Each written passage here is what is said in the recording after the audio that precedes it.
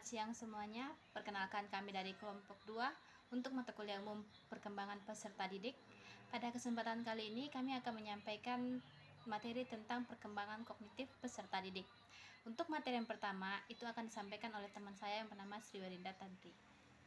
Pertama yaitu definisi dari perkembangan kognitif. Istilah kognitif menurut Chaplin adalah salah satu wilayah atau ranah psikologis manusia yang meliputi perilaku mental yang berhubungan dengan pemahaman, pertimbangan, pengolahan informasi, pemecahan masalah, kesengajaan, dan keyakinan. Ranah kognitif juga memiliki hubungan dengan rasa.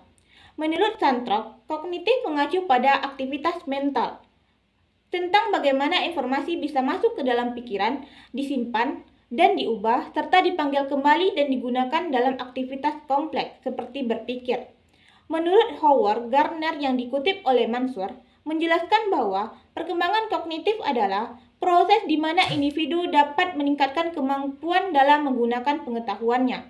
Istilah kognisi atau cognition dimaknai sebagai strategi untuk mengorganisir lingkungan dan strategi untuk mereduksi kompleksitas dunia. Menurut Pamela Pinat, perkembangan kognitif adalah perkembangan pikiran. Pikiran adalah bagian dari proses berpikir dari otak. Pikiran yang digunakan untuk mengenali, memberi alasan, mengatasi, dan memahami kesempatan-kesempatan penting. Perkembangan kognitif merupakan salah satu dimensi dari perkembangan yang memiliki peran yang besar terhadap kecerdasan. Tahap-tahap perkembangan kognitif manusia terdiri dari beberapa fase.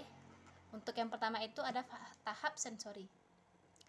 Tahap sensori atau sensory monitor itu perkembangan kognitif yang terjadi pada anak usia 0 sampai 2 tahun. Perkembangan kognitif tahap ini disebut juga proses decentration, yang artinya bayi pada usia ini tidak bisa memisahkan diri dari lingkungannya. Pada tahap sensoris ini, bayi bergerak dalam tindakan yang fleksibilitas pada saat lahir sampai permulaan pemikiran simbolis. Bayi membangun pemahaman tentang dunia melalui proses pengordinasian pengalaman-pengalaman sensor dan tindakan fisik. Tahap inilah yang memulai pemikiran anak dengan melibatkan penglihatan, pendengaran, pergeseran, dan persentuhan selera. Artinya, anak memiliki kemampuan untuk menangkap segala sesuatu di sekitarnya melalui indranya. Yang kedua itu ada tahap praoperasional atau pre-operasional. Fase perkembangan kognitif ini mulai terjadi pada rentang usia 2-7 tahun. Pada tahap ini, anak mulai mempresentasikan dunia melalui kata-kata dan gambar. Cara berpikir pada anak usia ini itu bersifat tidak sistematis, tidak konsisten, dan tidak logis. Yang ketiga itu adalah tahap operasi konkret. Tahap operasi konkret terjadi pada rentang anak usia 7-11 tahun. Pada tahap ini, anak mulai dapat berpikir secara logis mengenai peristiwa-peristiwa yang konkret dan dapat mengklasifikasikan benda-benda dalam bentuk yang berbeda. Kemampuan untuk mengklasifikasikan suatu sudah ada, tetapi belum bisa menyelesaikan problem-problem abstrak atau secara sistematik. Di usia 9-10 tahun inilah kemampuan anak dalam mempertahankan ingatan diasah. Contohnya dalam mengingat ruang. Dalam tahap ini, anak mulai belajar untuk melakukan pemilihan dan pengurutan. Yang keempat itu ada tahap operasi formal atau formal operasional. Tahap operasi formal ini mulai terjadi rentan usia 11 tahun. Fase ini juga dikenal dengan masa remaja. Remaja mulai dapat berpikir lebih abstrak, logis, dan idealistik. Tahap operasional formal ini terjadi mulai usia 11 hingga 15 tahun. Konsep operasional juga menyatakan bahwa anak dapat mengembangkan hipotesis dedukatif tentang cara untuk memecahkan suatu masalah dan menarik kesimpulan secara sistematik. Menurut Piaget, tahap demi tahap perkembangan kognitif itu merupakan perbaikan dan perkembangan dari tahap sebelumnya. Saya akan menyampaikan tentang faktor-faktor yang mempengaruhi perkembangan kognitif. Faktor-faktor yang mempengaruhi perkembangan kognitif itu berbeda-beda. Contohnya menurut Solihin dan Sukandar, hal yang menjadi penentu dalam perkembangan kognitif balita itu adanya pemberian gizi yang cukup, pola pengasuhan yang tepat, serta mengikutkan anak pada program pendidikan PAUD. Nah, menurut Hijriantiha, faktor-faktor yang mempengaruhi perkembangan kognitif anak itu ada beberapa. Yang pertama, faktor hereditas atau keturunan.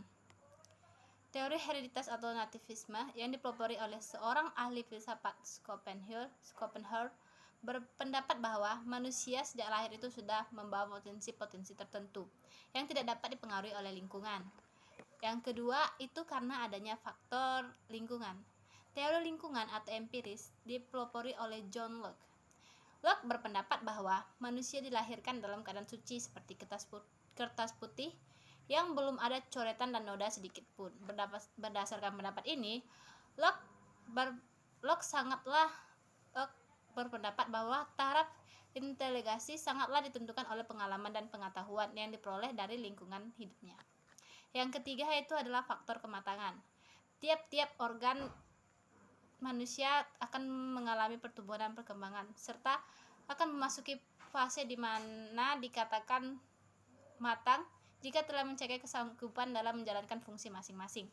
Yang keempat itu adanya faktor pembentukan. Faktor pembentukan ialah segala keadaan di luar diri sendiri yang mempengaruhi perkembangan inteligasi.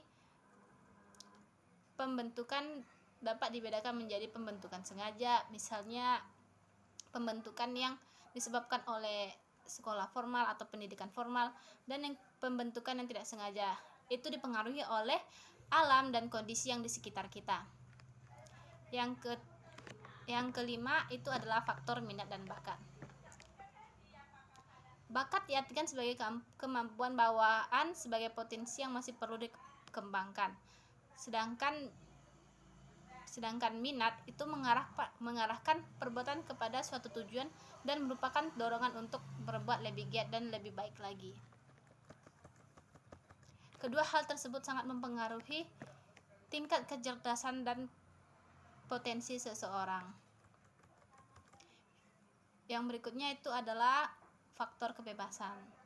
Kebebasan yaitu keleluasaan manusia untuk berpikir divergen atau menyebar, yang berarti bahwa manusia dapat memilih metode-metode tertentu untuk memecahkan masalah-masalah, juga bebas memilih sesuai kebutuhannya. Baik, materi selanjutnya yaitu peran guru dalam meningkatkan perkembangan peserta didik. Menurut NEA, National Education Association, Persatuan Guru-Guru Amerika Serikat mengartikan guru diartikan sebagai semua petugas yang langsung terlibat dalam tugas-tugas kependidikan. Sebabnya, guru memegang peran penting dalam proses pembelajaran. Sebagai manajer, guru mempunyai beberapa fungsi umum yang harus dilakukan guru agar mampu melaksanakan peran sebagai pengelola pembelajaran dengan baik. Dalam dunia pendidikan, perkembangan kognitif peserta didik merupakan suatu aspek yang penting sebab kognitif berorientasi pada kemampuan berpikir dalam pendidikan.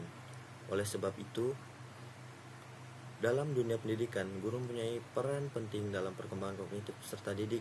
Menurut Janis GBT 1996, menjabarkan beberapa hal yang dilakukan guru dalam menstimulasi perkembangan kognitif pada anak usia dini, diantaranya: pertama, membantu anak dalam bertanya dan menjawab pertanyaan dengan daya imajinasi dan rasa ingin tahu anak. Kedua, membantu anak dalam mengembangkan konsep yang terdiri dari konsep bentuk, warna, ukuran, pola, dan angka. Membantu anak dalam belajar dunia sekitar dengan memberikan pengalaman langsung, belajar dengan hand-on experience. Dalam mengembangkan kognitif anak, sebagai seorang guru perlu melakukan berbagai pendekatan pembelajaran. Hal ini sangat bermanfaat bagi guru agar dapat memberikan pembelajaran yang sesuai dengan kebutuhan anak.